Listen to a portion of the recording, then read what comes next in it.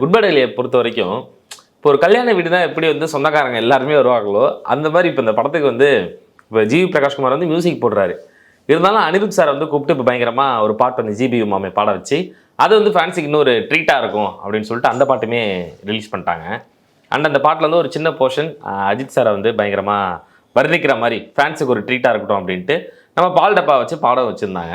So இந்த மாதிரி ஒரு விஷயமும் பார்த்து என்னென்னலாம் ஃபேன்ஸுக்கு எப்படி இந்தா குடி இந்தா நீ எடுத்துக்கோப்பா அப்படின்ற மாதிரி அள்ளி அள்ளி கொடுக்குறாங்களோ அப்படின்ற மாதிரி தான். பட் அது சமகாலத்தில் போட்டியாக இருக்கக்கூடிய ஒரு இசையமைப்பாளர்கள் ஒரு இசையமைப்பாளருக்கு இன்னொரு இசையமைப்பாளர் வந்து பாட வர்றாங்கல்ல, அதே ஒரு ஆரோக்கியமான விஷயம் நான் பார்க்குறேன்.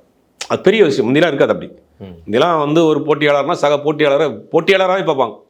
ஆனால் இன்றைக்கி வந்து தான் கமிட் ஆகின்ற ஒரு படத்துக்கு வேற ஒரு மியூசிக் டைரக்டர் கமிட் ஆகி பண்ணிட்டு இருக்கிறாரு. அதுக்கு தன்னை கூப்பிடுறாங்க அப்படின்ற எந்த ஈகோவும் இல்லாமல் போய் கேஷுவலாக பாடி ஜாலியாக அந்த பாட்டை வீடியோவும் பண்ணி போடுறாங்கிறது உண்மையிலேயே பெரிய விஷயம். அந்த ஈகோ இப்போ இருக்கக்கூடிய இளம் கலைஞர்களுக்கு இல்லை அப்படிங்கிறது உண்மையிலே வரவேற்கக்கூடிய விஷயம், பாராட்டக்கூடிய விஷயம்.